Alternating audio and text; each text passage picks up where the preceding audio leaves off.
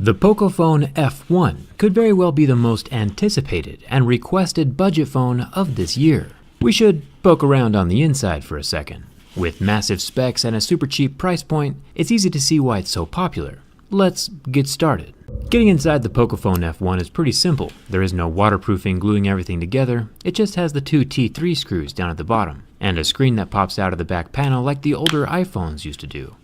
The screen's pretty tightly situated inside that back housing though, which is why we didn't see the screen pop out of the housing during the bin test. It's tight. After removing the SD card tray, I was able to eventually detach the 1080p display and hardware away from the back panel. As it detaches, we get our first look inside the Pocophone with the fingerprint scanner ribbon attached to the inside of the polycarbonate back plastic panel. I'll switch my screwdriver bit to a normal Phillips head, which I'll link below, and remove the 10 screws holding the black plastics above the motherboard. Once those plastics are removed, we get a glimpse at what looks like a complex smorgasbord of connectors, but it's actually pretty simple.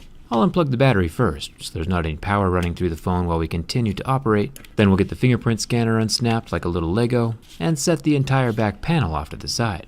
There's no making this one clear since everything's plastic, but at least we got an art class with Jerry out of it. A quick disconnect of the side buttons and black signal wire connector, and the extension ribbon for the charging port leaves us with two silver screws holding in the motherboard. I'll keep these separate from the other 12 screws we've already removed, and then the screen ribbon cable gets unplugged. The whole motherboard can now be pulled out of the phone body, exposing the tip of Xiaomi's F1 liquid cooling system, a copper heat pipe with a dollop of thermal paste on top, which helps to transfer the heat away from the processor, keeping things running more efficiently. We'll find the other end of the copper pipe in a second. First, the motherboard. Up here's pretty interesting. We have the front-facing 20 megapixel camera with an infrared illuminator next to it that works in tandem with the infrared camera for the face unlock feature. There are two rear cameras facing the opposite direction, each with their own individual Lego-style connector, and both cameras are situated in the same metal housing, lined up perfectly so they can assist each other with photo detail while taking pictures. The main 12 megapixel sensor does have some movement to the lens, but it's probably just for focusing, as the Pocophone does not include optical image stabilization on either of the rear cameras, which is a little disappointing, but it is still a budget phone. The last thing I want to point out is that inside this phone there are water damage indicators on every single surface, including both sides of the motherboard. They are currently white, but turn pink if your phone is around water, or even steam from the pool or the shower. So keep it dry and away from moisture.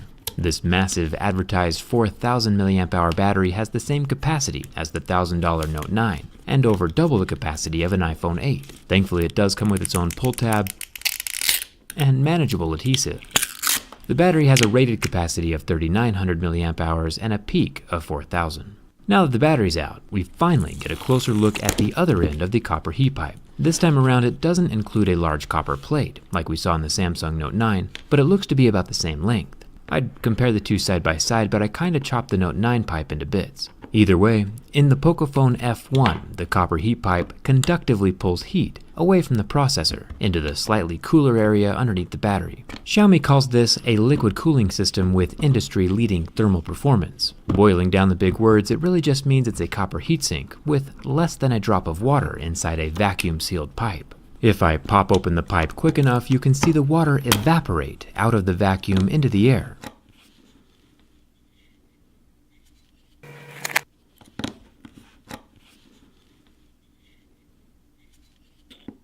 These little fibers inside the pipe help wick the water to and from the heat, exactly like we saw in the Galaxy Note 9. It's definitely a cool system, and especially awesome to see inside of a budget phone like this Pocophone F1. Definitely deserves a thumbs up for that. I like seeing that the competition in the budget realm drives bigger innovations with the major flagships. I'll just, close this back up.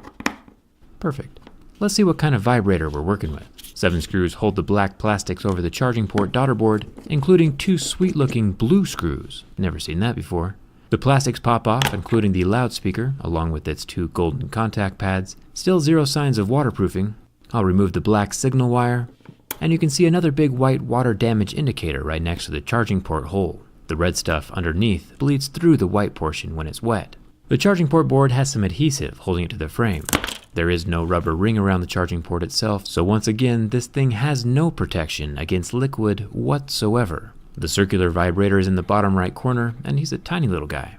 Overall, I'm super impressed with Xiaomi's new Pocophone project. I haven't always been a fan of Xiaomi's build quality, since they do have a few phones on my shelf of shame, but they've taken a huge step in the right direction with this durable, yet extremely powerful budget phone. I'll get the 2 silver screws back into the top of the motherboard. I always have my fingers crossed when it's time to see if these phones still work after a teardown. I'll make sure everything's plugged in, including the fingerprint scanner and the battery, before putting the black plastic plate with its 10 screws back into place. Finally, I'll pinch the 2 halves of the Pocophone back together. And this phone is a winner.